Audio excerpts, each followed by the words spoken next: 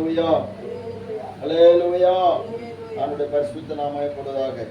ஏசாயா தீர்க்கதரிசன புஸ்தகம் 40வது அதிகாரம் 31வது வசனத்தை ஒருவர் வாசிக்கலாம்.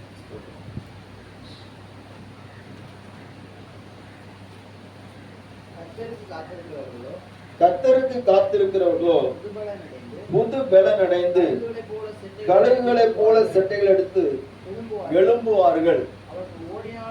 அவர்கள் ஓடினாலும் இளைப்படையார்கள், நடந்தாலும் சோர்ந்து போகார்கள். அல்லேலூயா. ஆமென். ஸ்தோத்திரம். இந்த வார்த்தையை கர்த்தர் இந்த மாதத்துக்காக நமக்கு தந்திருக்கிறார். கர்த்தருக்கு காத்திருக்கிறவர்கள், தேவ பிள்ளைகள் கர்த்தருக்கு காத்திருக்கிறவர்களாக ஆண்டவர் எதிர்பார்க்கிறார். ஸ்தோத்திர. கர்த்தருக்கு காத்திருக்கிறவர்களோ புது பலன் அடைந்து கழுகுகளை போல செட்டைகளை அடித்து எழும்புவார்கள் என்று சொல்லப்பட்டிருக்கிறது. அன்பான தேவனுடைய பிள்ளைகளே, நாம் இந்த மாதத்தில் அதிகமான நேரங்கள் கர்த்தருக்கு காத்திருக்கிறவர்களாக இருக்க ஆண்டவர் எதிர்பார்க்கிறார். தேவ பிள்ளைகளுக்குள்ளால எப்பொழுதுமே ஒரு புது பலன் தேவைப்படுகிறது. பிசாசானவன் அவனுடைய தந்திரம் என்னவென்று சொன்னால், எப்படி பலவீனப்படுத்தலாம்.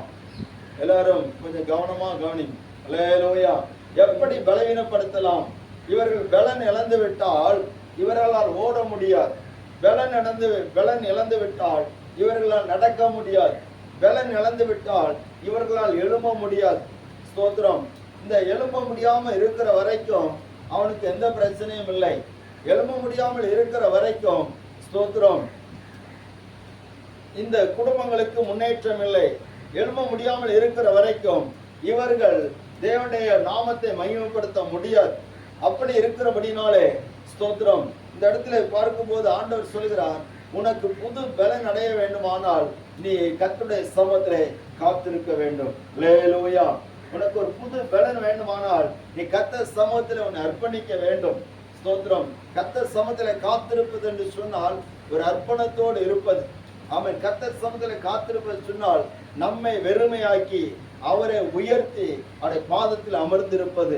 ஸ்தோத்திரம். அப்படியானால் நாம் எந்த அளவுக்கு தேவ சமூகத்திலே காத்திருக்க நம்மை விட்டு கொடுக்கிறோமோ அந்த அளவுக்கு தேவன் நம்முடைய புதிய பலனை நமக்குள்ளே கட்டளையிடுவார். அல்லேலூயா. அல்லேலூயா. ஸ்தோத்திரம். அல்லேலூயா. ஆமென். அந்த பலன் நம்முடைய சரீரத்திலேயும் வரும், நம்முடைய ஆத்மாவிலும் வரும், நம்முடைய ஆவியிலும் வரும். ஸ்தோத்திரம். கர்த்தருடைய பரிசுத்த நாமம் எப்பொழுதாக. பிசாசானவன் அவன் யாரை எப்படி பலவீனப்படுத்தலாம் சொல்லி பார்த்து கொண்டே இருக்கிறான். சோதர. ஜெபித்தவர்களுக்கு ஜெபிக்க முடியவில்லை, துதித்தவர்களுக்கு துதிக்க முடியவில்லை, சோதர பிரயாசப்பட்டவர்களுக்கு எப்பொழுது முடியவில்லை. காரணம் சொன்னா எங்கேயோ ஒரு இடத்துல அவன் பலவீனப்படுத்தி கொண்டிருக்கிறான் என்பதை நாம் பார்க்கிறோம். வேத புஸ்தகத்துல பார்க்கும் போது ஆமென், இஸ்ரவேல் ஜனங்கள் அவர்கள் கானானிலிருந்து வருகிற போது அவர்களை பலவீனமானவர்களை அமலேக்கு மேற்கொண்டான் அல்லது அவர்களோடு யுத்தம் பண்ணினான், அவர்களோடு சிலரை வெட்டினான் என்று சொல்லப்பட்டிருக்கிறது. அப்ப பலவீனப்படுகிறவர்கள் அவர்கள் முன்னேற விடாதபடிக்கு தடுக்கிறவனாக இருக்கிறான். நல்லா கவனிங்க. ஸ்தோத்திரம். அந்த மோவாப் ராஜா என்ன பண்ணான்னா, இந்த ஜனத்தை எப்படி பலவீனப்படுத்துவது. பிலேயாம் என்கிற தீர்க்கதரிசியை கொண்டு இந்த ஜனத்தை சபிக்கும்படியா வருகிறான். அப்போ இந்த சாப வார்த்தைகள் பலவீனப்படுத்திவிடும் சொல்லி அவனுக்கு தெரியும். ஆனபடினாலே சபிக்க வருகிறான். கர்த்தருடைய வார்த்தை என்ன சொல்ல, அவர்களுக்கு காண்டா மிருகத்துக்கு ஒத்த பலன் இருக்கிறது. அல்லேலூயா. அல்லேலூயா. இந்த ஜனத்துக்கு காண்டா மிருகத்துக்கு ஒத்த பலன் இருக்கிறது. சிங்கத்துக்கு ஒப்பாக இருக்கிறார்கள், தைரியம் உள்ளவர்களாக இருக்கிறார்கள், பலசாலிகளாக இருக்கிறார்கள். இவர்களை மேற்கொள்ள யாராலும் முடியாது. ஏனென்று சொன்னால் இவங்களுக்கு இருக்கிற பலன் தேவனுடைய பலன். அல்லேலூயா. அல்லேலூயா. ஆமென். தேவனுடைய பலன். சங்கீதம் 91 சங்கீதம் 2வது வசனம் சொல்லப்பட்டிருக்கிறது. வாசிக்கலாம்.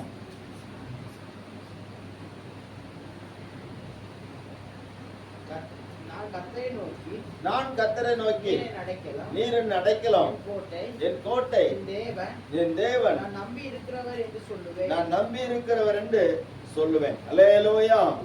ஆமென். ஸ்தோத்திரம். என் கோட்டை என்று சொல்லி சொன்னால், என் நம்பிக்கை என்று சொன்னால் அதுதான் பலனாக இருக்கிறது. பாருங்க, ஒரு பெரிய ஒரு ராஜ்யம் இருக்கிறன்னு சொன்னா, அரண்மனை இருக்கிறன்னு சொன்னால், அந்த ராஜ்யத்துடைய அரண்மனை, அந்த அந்த அரண்மனை சுற்றி இருக்கிற அந்த கோட்டை எவ்வளவு ஸ்ட்ராங்கா இருக்குதோ, எவ்வளவு பலமாக இருக்கிறதோ, அந்த அளவுக்கு அது ஒரு பலனாகவே காணப்படுகிறது. அல்லேலூயா.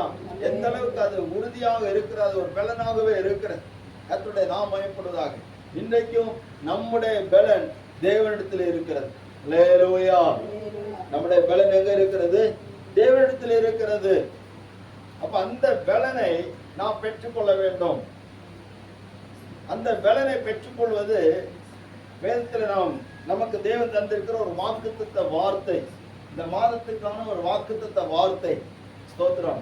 எந்த அளவுக்கு தேவசத்துல காத்திருக்கிறாயோ அந்த அளவுக்கு கர்த்தர் உன்னை பலப்படுத்துவார். அல்லேலூயா. ஒரு அல்லேலூயா. எல்லாரும் இருக்கீங்களா? அல்லேலூயா. நம்ம நைட்டு முழிச்சு ஜெபம் பண்ணோம். இங்க இருக்கிற எல்லாருமே நைட்டு முழிச்சு ஜெபம் பண்ணோம். கர்த்தர் மறுபடியும் நம்மை கொண்டு வந்திருக்கிறார். சிலர் ஸ்தோத்திரம் சில சோர்வினால வரல, பலவீன உடல் சோர்வினால வரல. ஆமா, ஸ்தோத்திரம். கர்த்தர் அவங்களை பலப்படுத்துவார். அல்லேலூயா. இதுல நமக்கு தெரிகிறது, என்ன தெரியுதுன்னா, ஸ்தோத்திரம், நம்ம பலன் உள்ளவர்களாக இருப்பதை விட நம்ம பலவீனப்படுத்துகிறதுக்கு ஒரு போராட்டம் இருந்து கொண்டே இருக்கிறத நம்ம பார்க்கணும். அல்லேலூயா. ஆமென். அல்லேலூயா. ஆனா அதை நாம் பெரிதுபடுத்தாதபடிக்கு இயேசுவின் நாமத்தினால் அதை மேற்கொள்ளக்கூடிய அதிகாரத்தை கர்த்தர் நமக்கு தந்திருக்கிறார்.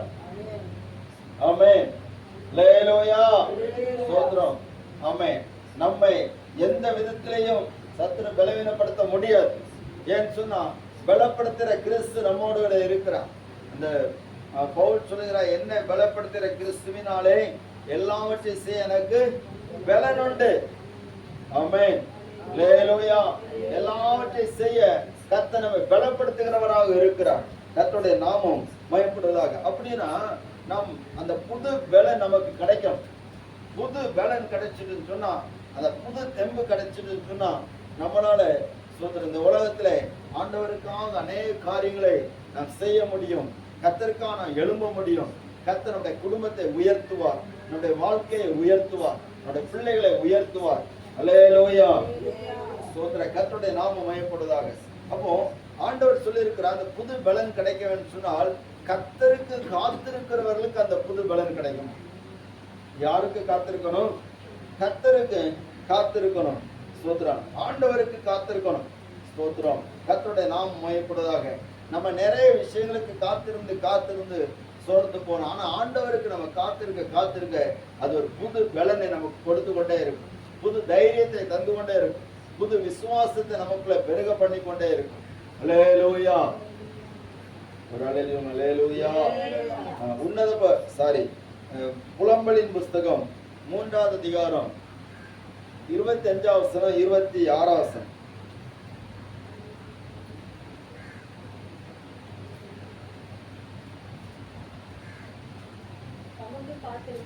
தமக்கு காத்திருக்கிறவர்களுக்கும் தம்மை தேடுகிற ஆத்மாவுக்கும் கர்த்தர் நல்லவர்.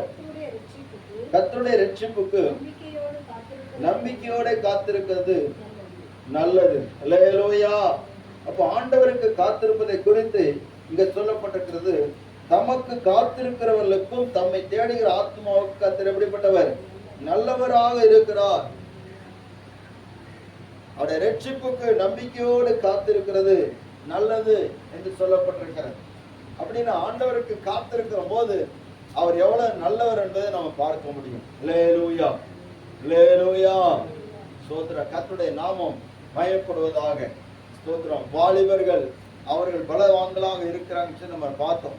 ஆமென். அவர்கள் கூட தங்களுடைய பலனை இழக்க நேரிடும். அவர்களுக்கு கூட சோர்ந்து போகக்கூடிய நேரங்கள் வரும். ஆமென். அதை விட தேவனுடைய பலன் அதிகமாக இருக்கிறது. ஆனபடினால்தான் தாவீது சொல்கிறான், உம்மாலே நான் ஒரு சேனைக்குள் பாய்வேன், என் தேவனாலே ஒரு மதிலை தாண்டுவேன். அல்லேலூயா. ஆமென். ஸ்தோத்திரம். அல்லேலூயா. கர்த்தருக்கு அதிகமாக காத்திருந்த ஒரு மனுஷன் யாருன்னு சொன்னா தாவீது. அவன் கர்த்தருக்கு காத்திருந்தபடினாலே அங்க இருந்த பராக்கிரமசாலிகள் எல்லாம் செய்ய முடியாததை யார் செய்தாங்க சொன்னா இந்த தாவீது செய்தான். கோலியாத்து பெரிய ஒரு பலசாலியா வந்து நிற்கிறான். அப்போ அங்க இருந்த ராணுவ வீரர்கள் தாவீதுடைய சகோதரர்களை குறித்து சொல்லப்பட்டிருக்கிறது. அவர்கள் சரீர புஷ்டி உள்ளவர்கள், சரீர புஷ்டி உள்ளவர்கள். எல்லாரும் கவனிக்கிறீங்களா? அல்லேலூயா, ஒரு அல்லேலூயா. வெளியில போய் நம்ம செய்தி கொடுத்துடலாம். ஆனா இது கர்த்தர் நம்மை உருவாக்குற ஒரு ஸ்தலம். அல்லேலூயா. எல்லாரும் கொஞ்சம் உற்சாகமாட்டு நீங்க இருந்தீங்கன்னா இன்னும் கொஞ்சம் நல்லா இருக்கும். கர்த்தர் உங்களை ஆசீர்வதிப்பார். அல்லேலூயா. வெளியில இருந்து ஒரு ஆள் வந்து செய்தி கொடுக்கறது அது ரொம்ப நல்லா இருக்கும். அது புதுசா ஒரு ஆள் செய்தி கொடுக்கும் போது கேட்கறத கொஞ்சம் விழிப்பா இருக்கும். அதே போல நம்மளும் வெளியில போய் செய்தி கொடுக்கும் போது அந்த ஜனங்களுக்கு புதுசா இருக்கிறன்னா விழிப்பா இருக்கும். ஆனா சொல்றோம், ஒரே ஆளு செய்தி கொடுக்கும் போது அது ஒரு பெரிய ஒரு உலைக்களம் மாதிரி இருக்கும். உலைக்களம் சொன்னா சொல்றோம், புரியுதா உங்களுக்கு? ஆமா, இரும்பு பற்ற மாதிரி இருக்கும். சொல்றோம், ஒரு பெரிய ஒரு சோதனையின் நாட்களாக இருக்கும். கர்த்தர் நல்லவர். அல்லேலூயா. அதாவது தாவீதுடைய சகோதரர்களை குறித்து நாம் பார்க்கும்போது அவர்கள் சரீர புஷ்டி உள்ளவர்கள், அழகுள்ளவர்கள், இராணுவத்திற்கான தோற்றம் உடையவர்களாக இருக்கிறார்கள், போர் பயிற்சி உடையவர்களாக இருக்கிறார்கள். அவை இன்னும் அநேக பராக்கிரமசாலிகள் எல்லாரும் இருக்கிறார்கள். ஆனால் இந்த ஒரு மனிதனை எதிர்த்து நிற்பதற்கு ஒருவனுக்கும் பலன் இல்லை. அல்லேலூயா, அல்லேலூயா. நமக்குள்ள இருக்கிற பலன் என்னன்னு சொன்னா, யாரும் சாதிக்க முடியாததை, செய்ய முடியாததை செய்வதற்கு தான் கர்த்தர் நம்மை தெரிந்திருக்கிறார். ஆமென். அல்லேலூயா. ஆமென். நம்மை கொண்டு கர்த்தர் அநேக பிசாசுகளுடைய கிரியைகளை அழித்து கொண்டிருக்கிறார், நிர்மூலமாக்கி கொண்டிருக்கிறார். சோதரம், நம்ம ஏன் பலவீனப்படுத்தினான்னு சொன்னா, நம்ம பலவீனமாக இருந்தால் தான் நம்ம ஜெபிக்க மாட்டோம்னு சொல்லி அவருக்கு தெரியும். அதனால தான் நம்ம பலவீனப்படுத்த பார்க்கிறோம். ஆனா நமக்குள்ள இருக்கக்கூடிய பலனை அவனால் தடுக்க முடியாது. அல்லேலூயா. ஒருவேளை சரீரத்தை பலவீனப்படுத்தலாம், ஆனா நம்முடைய ஆவியை பிசாசு பலவீனப்படுத்த முடியாது. இந்த ஆவியில் இருக்கிற பலன் அநேக பிசாசுடைய கோட்டைகளை தகர்த்து கொண்டிருக்கிறது, அவருடைய கிரியைகளை செயலிழக்க பண்ணி கொண்டிருக்கிறது, அநேக காரியங்களிலே நமக்கு ஜெயம் தந்து கொண்டே இருக்கிறது. ஆனபடினாலே சோத்திரம், நம்முடைய அந்த ஆவியின் பலனை நாம் அதிகமாக இன்னும் சோத்திரம் அதிகப்படுத்த வேண்டியது அவசியமா இருக்கிறது. கர்த்தருடைய நாமம் பயப்படுவதாக. பாருங்க, செப்பனியாவின் புஸ்தகம், நாகும் தீர்க்கதரிசன புஸ்தகம் 2வது அதிகாரம் 1வது வசனம்.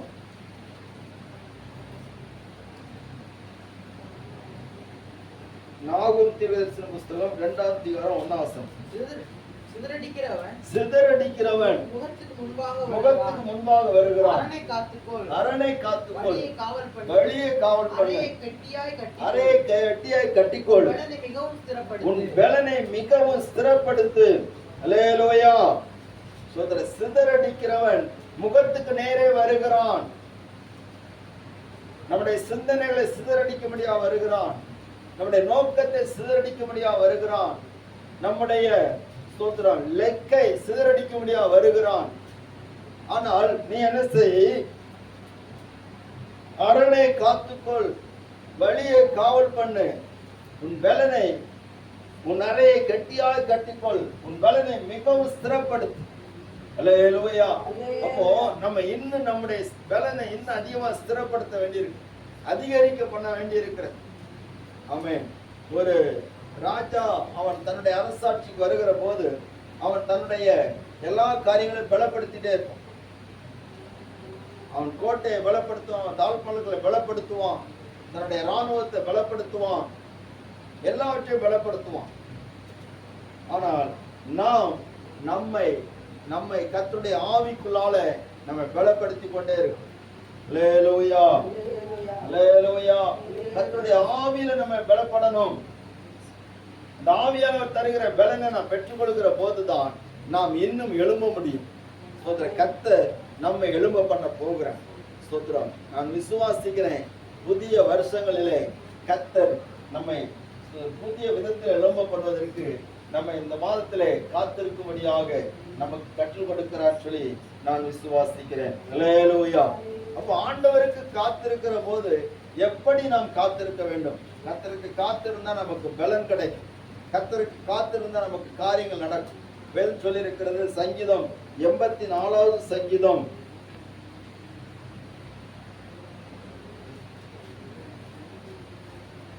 5வது வசனத்தை வாசிங்க. உம்மிலே பலன் கொள்ளுகிற மனுஷனும் தங்கள் இருதயங்களில் செவ்வையான வழிகளை கொண்டிருக்கிறவர்களும் பாக்கியவான்கள். உம்மிலே பலன் கொள்ளுகிற மனுஷனும் தங்கள் இருதயங்களில் செவ்வையான வழிகளை கொண்டிருக்கிற மனுஷனும் பாக்கியவான்கள். ஸ்தோத்திரம். அப்போ அவர்களை பலன் கொள்கிறவங்க பாக்கியவான்கள். என்ன வந்தாலும் சரி அந்த பலன் நம்மளை தாங்கும். ஸ்தோத்திரம். எந்த போராட்டம் வந்தாலும் தாங்கும். அழுக வந்தாலும் தாங்கும். அங்க சொல்ற அழுகையின் பள்ளத்தாக்கு உருவம் நடந்தாங்க நீரூற்றாக்கி கொள்கிறார்கள். எந்த பிரச்சனை வந்தாலும் தாங்கும். ஏன்னா அவங்களுக்குள்ள இருக்கக்கூடிய பலன் தேவ பலன். அல்லேலூயா, அல்லேலூயா, ஸ்தோத்திரம். ஸ்தேவான் கல்லெறியப்படுகிற போது அதுக்கு முன்னாடி அற்புதங்கள் எல்லாம் செய்கிறார். அந்த ஸ்தேவான் பேசின ஞானத்தை எதிர்த்து நிற்க யாராலும் முடியவில்லை. பேதுரு யோவான் பேசின ஞானத்தை எதிர்த்து நிற்க யாராலும் முடியவில்லை. ஏன்னா அவங்களுக்குள்ள இருந்தது தேவ பலன். அல்லேலூயா. அவங்க சிறைப்படுத்தி பார்த்தார்கள், பயமுறுத்தி பார்த்தார்கள். எதுவுமே இந்த பேதுருவும் யோவானையும் அந்த சீசர்கள் அப்போஸ்தலர்கள் ஒருவரையும் பலவீனப்படுத்தவில்லை. காரணம் என்னன்னு சொன்னா அவங்களுக்குள்ள இருந்தது தேவ பலன். அப்போ அந்த தேவ பலன் நமக்கு கிடைக்கணும்னு சொன்னா நாம் என்ன செய்ய வேண்டும்? இன்னொரு வசனத்தை கூட வாசித்துட்டு நம்ம இந்த காரியங்களை தொடர்ந்து நாம் தியானிக்கலாம். 2 கொரிந்தியரின் புஸ்தகம் 10வது அதிகாரம் 4வது வசனம்.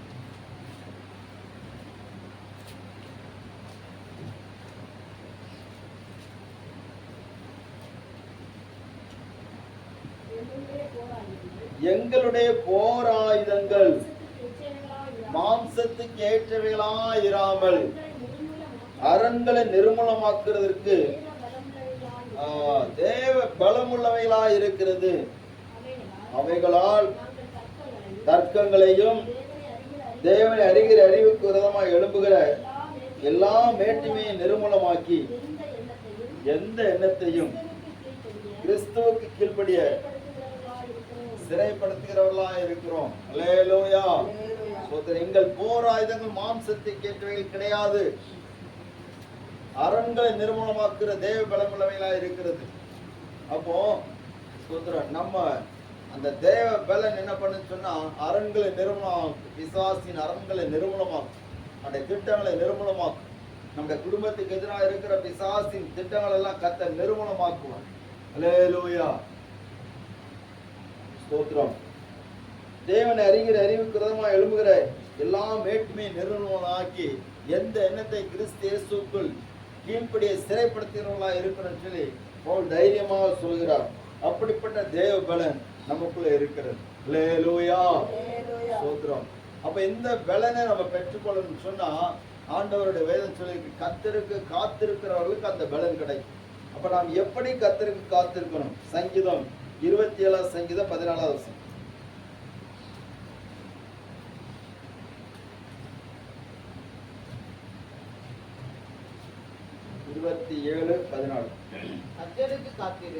கர்த்தருக்கு காத்திரு, அவர் உன் இருதயத்தை ஸ்திரப்படுத்துவார். திடமனதா இருந்து கர்த்தருக்கு காத்திரு, கர்த்தருக்கே காத்திரு. அல்லேலூயா. அப்போ கர்த்தருக்கு காத்திருக்கணுமா? எப்படி இருக்கணுமா? திடமனதா இருந்து கர்த்தருக்கு காத்திருக்கணும். நம்முடைய மனசு ஒரு திட மனசாக இருந்து கர்த்தருக்கு காத்திருந்தால் நமக்கு ஒரு புது பலன் கிடைக்கும். நிறைய நேரத்துல திட மனசே இருக்க மாட்டேங்குது. ஸ்தோத்திரம். ஜெபிக்கணும்னு நினைப்போம், ஆனா திட மனசு வர மாட்டேங்குது. பிசாசு எங்க போராடுறான்னா நம்முடைய மனதுக்குள்ளே போராடி கொண்டிருக்கிறான். அல்லேலூயா, ஸ்தோத்திரம். ஒரு தீர்மானத்தோடு நம்ம பிரயாசம் பண்ணுவோம், ஆனா அந்த மனசு அப்படியே கொஞ்சம் கொஞ்சமா அசைஞ்சிருது. ரூத்து குறித்து சொல்லப்பட்டிருக்கிற அவன் மன உறுதியா இருந்தால் அப்படின்னு. அப்போ நம்முடைய மனசுல நாம் திடமனதோடு கர்த்தருக்கு காத்திருந்தால் கர்த்தர் அவருடைய பலனை நமக்கு தருவார். அல்லேலூயா, அல்லேலூயா, ஸ்தோத்திரம். கர்த்தருடைய நாமம் எப்பொழுதாக. இந்த தாவீது அவனுக்கு எந்த காரியனாலும் திடமனசாக தேவசனத்துல இருப்பான். ஒரு தடவை பாவம் செய்த போது தீர்க்கதரிசி சொல்றான், நீ உனக்கு பிறந்த இந்த குழந்தை சாகும் என்று சொன்ன போது அவன் 7 நாட்கள் தேவசனத்தில் விழுந்து கிடக்கிறான், திடமனசா கிடக்கிறான். கர்த்தர் அதுக்கு பதில் கொடுக்க. ஸ்தோத்திரம். அப்படிப்பட்ட ஒரு அனுபவத்தில் அவன் காணப்படுகிறவனாக இருக்கிறான். எப்பொழுதும் எந்த காரியம்னாலும் சரி தேவஸ்தலத்தில் போய் காத்திருப்பான், திட மனசோட காத்திருப்பான். அல்லேலூயா, அல்லேலூயா. எல்லாரும் எங்க தானே இருக்கீங்க? ஆமென், ஸ்தோத்திரம். கர்த்தர் உங்களை ஆசீர்வதிப்பார். தாவீது ஒரு தடவை ரொம்ப நெருக்கப்பட்டான் பாருங்க. நெருக்கப்பட்ட போது அவன் மனசெல்லாம் ரொம்ப கரைஞ்சு போச்சு. அவனோடு கூட இருந்த எல்லாருடைய மனசு கரைஞ்சு போச்சு. என்ன, அந்த மனைவிகள், பிள்ளைகள் எல்லாரும் பிடிபட்டு போனதுனால ரொம்ப ஒரு பிரச்சனையாயிடுச்சு. இப்ப எல்லாரும் தாவீதை கல்லறிய வேண்டும் என்று சொல்லி இருக்கிறார்கள். அந்த சூழலில வேதம் சொல்லி இருக்கிற தாவீது தன் தேவனாய் கர்த்தருக்குள்ளே தன்னை திடப்படுத்தி கொண்டான். அல்லேலூயா, அல்லேலூயா.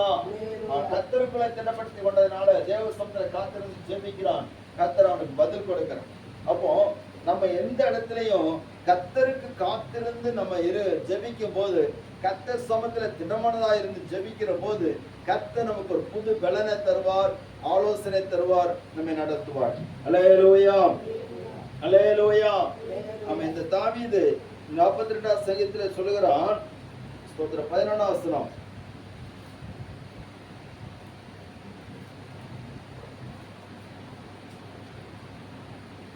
நாற்பத்தி 43வது சங்கீதம் 5ஆம் வசனம், 2ஆம் வசனம்.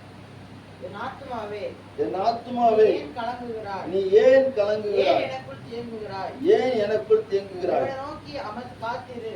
ஆமென். என் முகத்திற்கு இரட்சிப்பும், என் முகத்துக்கு இரட்சிப்பும், என் தேவனுமாய் இருக்கிறவரை நான் இன்னும் துதிப்பேன். அல்லேலூயா. தாவீதுடைய ஆத்மா எப்பெல்லாம் கலங்குதோ அப்போ அவன் தன்னுடைய ஆத்மாவுக்கு சொல்லுகிற காரியம், நீ தேவனுக்கு காத்திரு. ஏன் கலங்குகிறாய்? ஏன் எனக்குள்ளே தீங்கி கொண்டிருக்கிறாய்? ஏன் எனக்குள்ளே போராடி கொண்டிருக்கிறாய்? தேவனுக்கு காத்திரு. அல்லேலூயா, அல்லேலூயா. கர்த்தருக்கு காத்திருந்தால் பலன் கிடைக்கும். அப்ப அவருக்கு நீ காத்திருந்து சொன்னா நீ கலங்க வேண்டியதில்லை. திடமனதா இருந்து அவருக்கு காத்திரு. சங்கீதம் 130ஆம் சங்கீதம் 6ஆம் வசனத்தை வாசிக்கலாம்.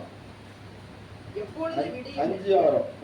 கர்த்தருக்கு காத்திருக்கிறேன், என் ஆத்துமா காத்திருக்கிறது, அவருடைய வார்த்தையை நம்பி இருக்கிறேன். எப்பொழுது விடியும் என்று விடிய காலத்துக்கு காத்திருக்கிற ஜாமக்காரரை பார்க்கலாம். அதிகமா என் ஆத்துமா ஆண்டவருக்கு காத்திருக்கு. அப்ப எப்பொழுது விடியும் சொல்லி காத்திருக்கிற ஜாமக்காரரை போல என் ஆத்மா கர்த்தருக்கு காத்திருக்கிறது சொல்லி இந்த தாவீது சொல்கிறான். ஸ்தோத்திரம். அவருடைய இருதயம் எல்லாம் ஆண்டவருக்கு காத்திருக்கிறதை நம்ம பார்க்க முடிகிறது.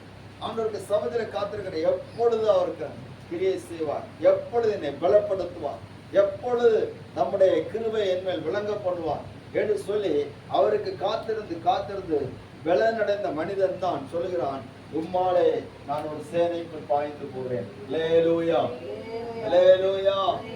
எவ்வளவு போராட்டம் வந்தாலும் அதெல்லாவற்றையும் நான் மேற்கொள்வேன். ஸ்தோத்திரம். என் தேவனாலே ஒரு மதிலை தாண்டுவேன். எந்த தடை இருந்தாலும் அந்த தடையெல்லாம் நான் தாண்டி போயிருவேன். ஸ்தோத்திரம். முன்னேறி போயிருவேன். என்ன எனக்குள்ள இருக்கிறது நான் கர்த்தருக்கு காத்திருந்து பெற்றுக்கொண்ட பலன். அல்லேலூயா, அல்லேலூயா. ஸ்தோத்திரம். கர்த்தருடைய நாமம் இப்படி. அப்போ திடமனதா இருந்து நாம் கர்த்தருக்கு காத்திருக்க வேண்டும். இரண்டாவது ஸ்தோத்திரம், எப்படி நாம் காத்திருக்கணும் சொன்னா, சங்கீதம் 63ஆம் சங்கீதம் 1ஆம் வசனம் 2ஆம் வசனம்.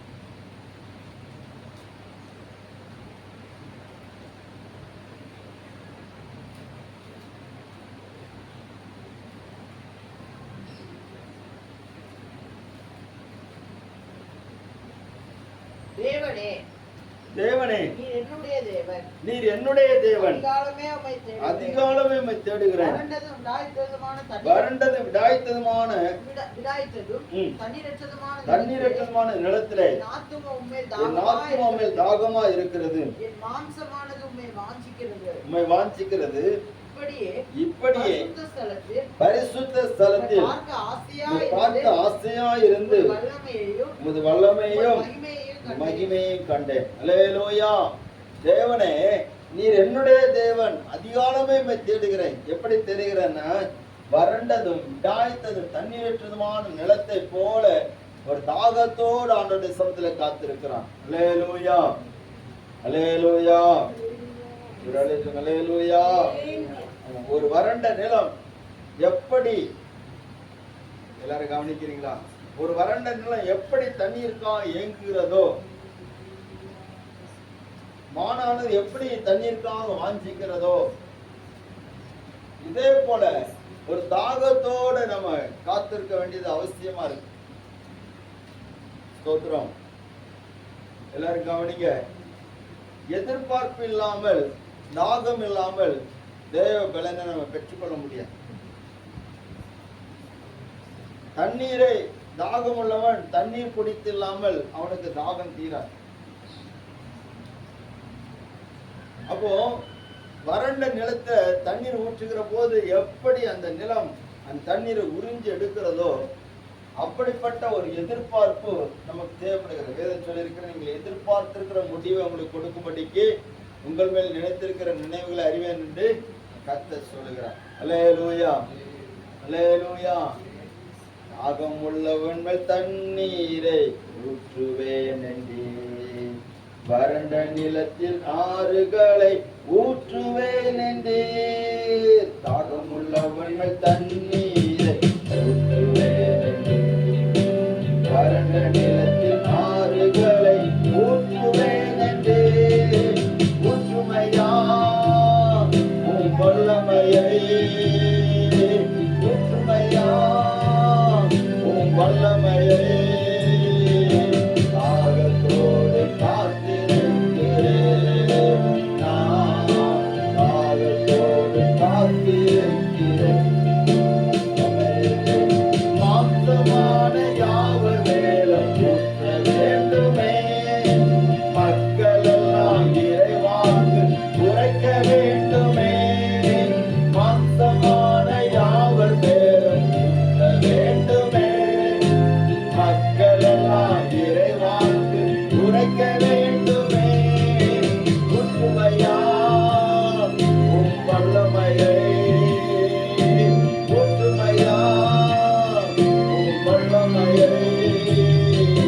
தாகத்தோடு காத்திருக்கிறேன் நான், தாகத்தோடு காத்திருக்கிறேன். அல்லேலூயா. ஊற்றுமையா உம் வல்லமையை,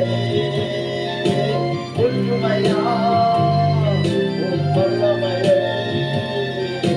தாகத்தோடு காத்திருக்கிறேன் நான், தாகத்தோடு காத்திருக்கிறேன். அல்லேலூயா, அல்லேலூயா. ஒரு தாகத்தோடு எதிர்பார்ப்போடு நம்ம தேவ சமூகத்தில் இருக்கிற போது கர்த்தர் நம்மை பலப்படுத்துவார்.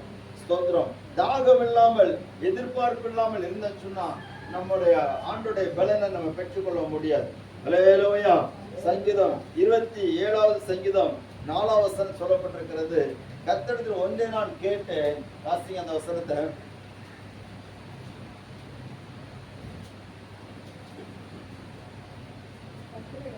கர்த்தரிடத்தில் ஒன்றை நான் கேட்டேன், அதே நாடுவேன். நான் கர்த்தருடைய மகிமையை பார்க்கும்படியாகவும் அவருடைய ஆலயத்தில் ஆராய்ச்சி செய்யும்படியாகவும் என் ஜீவனுள்ள நாளெல்லாம் கர்த்தருடைய ஆலயத்தில் தங்கியிருப்பதே நாடுவேன். அல்லேலூயா. அப்போ கர்த்தரிடத்தில் நான் ஒண்ணு நான் கேட்கிறேன், என்னன்னு சொன்னா அவருடைய ஆலயத்தை நான் ஆராய்ச்சி பண்ணணும், அவருடைய மகிமையை பார்க்கணும். இதுதான் அவருடைய தாகமாக இருக்கிறது. அப்படி வாஞ்சித்தவன் உடைய மகிமையும் உடைய வல்லமையும் கண்டேன் என்று சொல்லுகிறான். ஸ்தோத்திரம். அப்போ நம்ம தாகத்தோடு நம்ம காத்திருக்கிற போது கர்த்தர் தம்முடைய மகிமையும் தம்முடைய வல்லமையும் நமக்கு காணப்படுகிறவராக இருக்கிறார். அல்லேலூயா. சுதரர் ஏசாயா தீர்க்கதரிசன புஸ்தகம் 44வது அதிகாரம் 3வது வசனம். தாகமுள்ளவன் மேல் தண்ணீரையும் தாகமுள்ளவன் மேல் தண்ணீரையும் வறண்ட வறண்ட நிலத்தின் மேல் ஆறுகளையும் ஊற்றுவேன். சந்ததியின் மேல் என் ஆவியையும் உன் சந்ததியின் மேல் நான் ஆவியையும் சந்தானத்தின் மேல் உன் சந்தானத்தின் மேல் ஆசீர்வாதத்தையும் ஊற்றுவேன் என்று சொல்கிறார். அப்போ அந்த பலன் எப்படி கிடைக்கிறது சொன்னா, தாகம் உள்ளவர் மேல் தண்ணீரையும் வறண்ட நிலத்தின் மேல் ஆறுகளை ஊற்றுவேன். ஸ்தோத்திரம். உன் சந்ததி மேல் என் ஆவியையும் உன் சந்தானத்தின் மேல் ஆசீர்வாதத்தையும் ஊற்றுவேன். அல்லேலூயா. அப்போ நம்ம தாகம் உள்ளவர்களாக இருந்த சொன்னா, எதிர்பார்ப்போட தேவசத்தில் இருப்போம் சொன்னா, கர்த்தர் தம்முடைய ஆவியையும் ஊற்றுவார், தம்முடைய ஆசீர்வாதத்தையும் ஊற்றுவார். ஆமென். அல்லேலூயா. அந்த ஆவியின் பலனை நமக்கு கட்டளையிடுவார். தேவனுடைய ஆசீர்வாதம் நம்முடைய பிள்ளைகளுக்கும் நம்முடைய குடும்பங்களுக்கும் நம்முடைய தலைமுறைகளுக்கும் நிறைவாக கிடைக்கும். அப்போ முதல்ல திடமனதா இருந்து கர்த்தருக்கு காத்திருக்கணும். இரண்டாவது, தாகத்தோடும் எதிர்பார்ப்போடும் கூட நாம் தேவசத்துல காத்திருக்கணும். மூன்றாவது, ஸ்தோத்திரம், இன்னொரு காரியத்தை சொல்ல விரும்புகிறேன். ஏசாயா 40வது அதிகாரம் 31வது வசனத்தை நாம் வாசிக்கலாம்.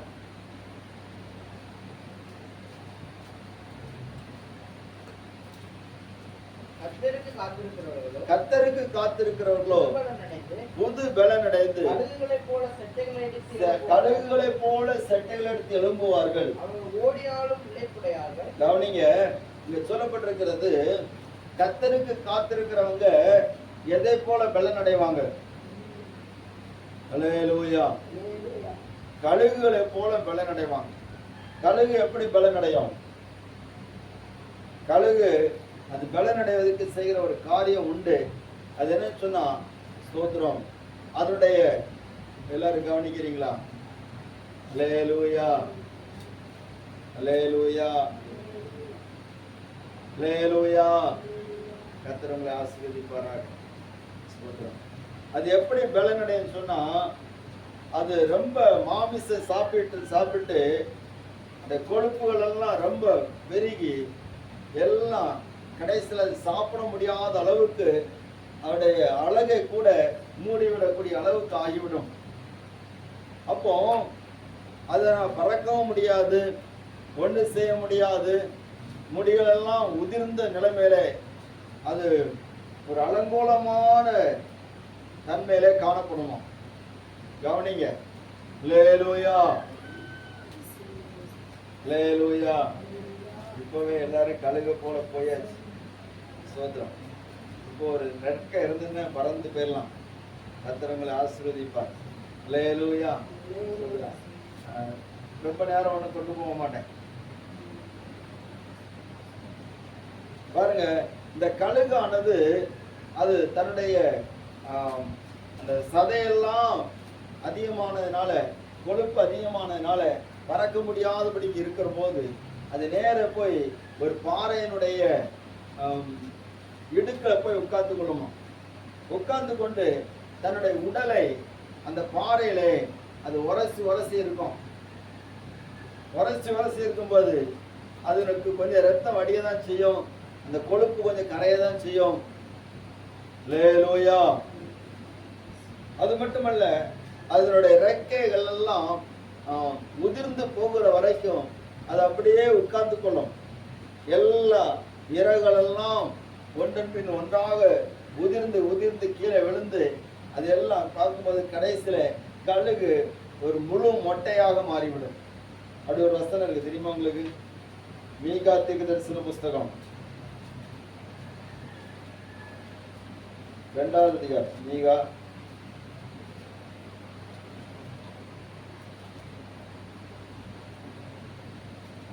1வது அதிகாரம் 16வது வசனம். உனக்கு அருமையான உன் பிள்ளைகளின் நிமித்தம் நீ உன் தலையை சிரைத்து மொட்டையிட்டுக் கொள். கழுகை போல முழு மொட்டையாயிரு. கழுகை போல முழு மொட்டையாயிரு. அவர்கள் உன்னை விட்டு சிறைப்பட்டு போகிறார்கள். அல்லேலூயா. இப்ப கழுகை போல முழு மொட்டையா இருந்துன்னா சோதரம் முழுசா அது மொட்டையா மாறிடும். முழுசும் மொட்டையா மாறின பிற்பாடு அதுக்கு பறக்க முடியாது, ஒண்ணும் செய்ய முடியாது. அது இருந்த இடத்துல இருக்கும். இருந்த இடத்துல இருக்கிறதுனால அதுக்கு ஆகாரம் கிடைக்காது. எல்லாரும் கவனிக்கிறீங்களா? அல்லேலூயா. ஆகாரம் கிடைக்காமல் இருக்கும்போது ஸ்தோத்திரம், அது ரொம்ப கஷ்டப்பட்டு உடலெல்லாம் மெலிஞ்சு போகும். ஆனால் ஒரு பக்கத்துல உடல் மெலிஞ்சுக்கிட்டே இருக்கும், இன்னொரு பக்கத்துல புதிய ரெக்கை வந்து கொண்டே இருக்கும். அல்லேலூயா, அல்லேலூயா. ஸ்தோத்திரம். முழுவதும் அந்த ரெக்கை வந்த பிற்பாடு இந்த கழுகுக்கு ஆகாரம் எல்லாம் சாப்பிடாமல் ரொம்ப மெலிஞ்சு போய் அது உடம்பெல்லாம் லேசானதுனால, இப்போ அந்த கொழுப்பெல்லாம் கரைஞ்சு போனதுனால இந்த கழுகு அது ரெக்கை முளைத்து விட்டது, ரெக்கை வந்து விட்டதுனால இது இப்பொழுது லேசா ரெக்கை அடித்தாலும் முதல்ல பறந்ததை விட வேகமா மேலே எழும்பக்கூடிய பலன் அதற்குள்ளே கிடைக்கும். அல்லேலூயா, அல்லேலூயா. சத்தம் பண்ணுங்க, அல்லேலூயா. அப்போ இந்த கழுகை போல எழுமன்னு சொன்னா, இந்த கழுகு எப்படி சுயத்தெல்லாம் வெறுத்து, தன்னுடைய ஆசையெல்லாம் வெறுத்து, தன்னுடைய உலக பந்தங்கள் எல்லாம் வெறுத்து, எப்படி போய் அது தன்னை பலப்படுத்தி கொள்ளுகிறதோ, எப்படி தன்னை வெறுமையாக்கி கொள்ளுகிறதோ, அதே போல நாம் நம்மை வெறுமையாக்கி கொள்ள வேண்டும். அல்லேலூயா, அல்லேலூயா. சுயமெல்லாம் சாகும் வரைக்கும் காத்திருக்கோம். நம்முடைய சுய பலமெல்லாம் சாகுற வரைக்கும் நம்முடைய சுய எண்ணங்கள், சுய விருப்பங்கள் எல்லாம் சாகுற வரைக்கும் நம்ம காத்திருக்கோம். நமக்கு கிடைக்க வேண்டியது தேவ பலன். கழுகை போல சட்டைகள் எடுத்து நீங்க எழும்புவீங்க சொன்னா சுயமெல்லாம் சாகும். அல்லேலூயா. இந்த உலகத்துல ஒரு ஜெயமான வாழ்க்கை வாழணும்னு சொன்னா நம்முடைய சுய செத்தாதான் கர்த்தருடைய பலன் நமக்கு கிடைக்கும். பாருங்க, ஸ்தோத்திரம். இந்த கழுகு அது இருக்கிற வரைக்கும் அதுக்கு பெரிய மலைகள் எல்லாம் உயரமா தெரியும், மரங்கள் எல்லாம் உயரமா தெரியும். ஆனா இது செட்டைகளை எடுத்து உயர எழும்பிட்டு சொன்னா அது மேல போக போக போக அது வரைக்கும் உயர்ந்ததா தெரிந்ததெல்லாம் சின்ன சின்னதா மாறி. அல்லேலூயா, அல்லேலூயா. கடலுக்கு மேல பறக்கும், மலைக்கு மேல பறக்கும், மரங்களுக்கு மேல பறக்கும், உயர்வான எல்லாவற்றையும் மேலாக இந்த கழுகு பறக்கும். கடைசியில சூரியனை நேர்ல பார்க்கக்கூடிய அளவுக்கு ஸ்தோத்திரம் அந்த கழுகு அந்த அளவுக்கு அதனுடைய பலன், அதை பார்வை, அதை கூர்மை எல்லாமே மாறிவிடுகிறதாக இருக்கிறது. அல்லேலூயா. கர்த்தர் அதே போலத்தான் சொல்றாரு, கழுகு போல நம்ம பலன் அடைந்து நாம் எழும்ப முடியும். ஆமென். அல்லேலூயா. கர்த்தருடைய பரிசுத்த நாமம் மகிமைப்படுவதாக. அப்போ நாம் எதுவரைக்கும் காத்திருக்கணும்னு சொன்னா நம்முடைய சுயம் சாகுற வரைக்கும் நம்ம காத்திருக்கோம். ஸ்தோத்திரம். நம்முடைய மாமிசம் சாகுற வரைக்கும் நம்ம காத்திருக்கோம். நம்முடைய பெருமைகள் சாகுற வரைக்கும் நம்ம காத்திருக்கோம். நம்முடைய ஸ்தோத்திரம், ஆமென், நமக்குள்ள இருக்கிற சில வேண்டாத சுபாவங்கள் நம்மளை விட்டு மாறுகிற வரைக்கும் நம்ம காத்திருக்க வேண்டியது அவசியமாக இருக்கிறது. அல்லேலூயா, ஸ்தோத்திரம். கடைசியா ஒரு காரியத்தை மட்டும் சொல்லி ஜெபிக்க போற அப்போஸ்தலர் நடவடிக்கைகளின் புஸ்தகம் 1வது அதிகாரம் 5வது வசனத்தை வாசிக்கலாம்.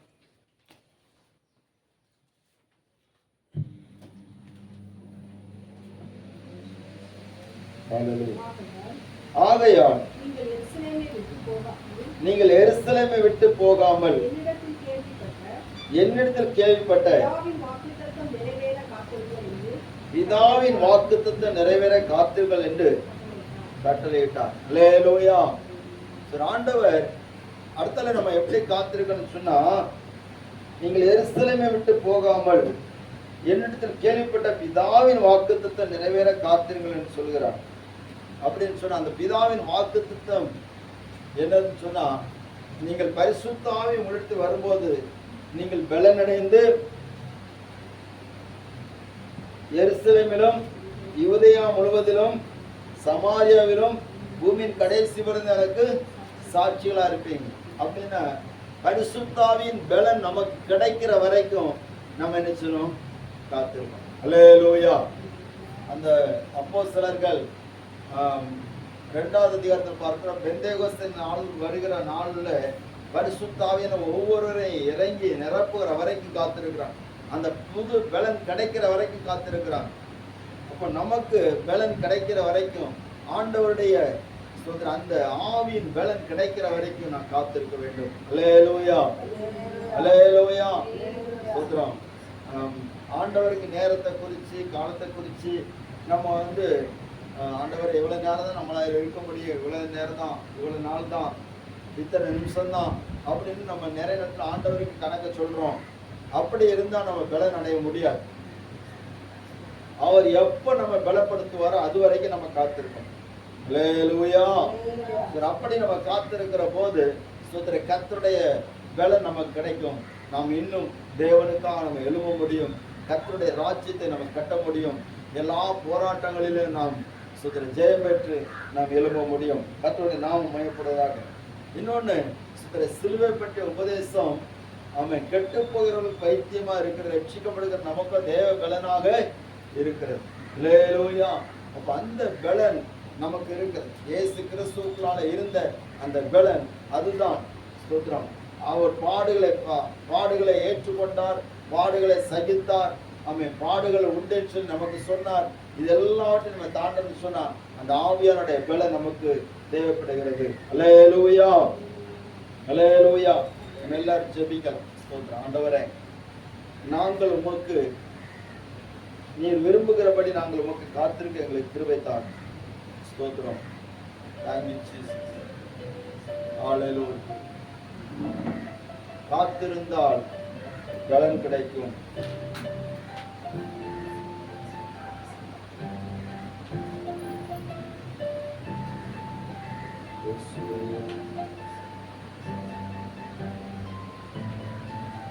கர்த்தருக்கு காத்திருந்து கழுகு போல் பலன் அடைந்து செட்டைகளை அடித்து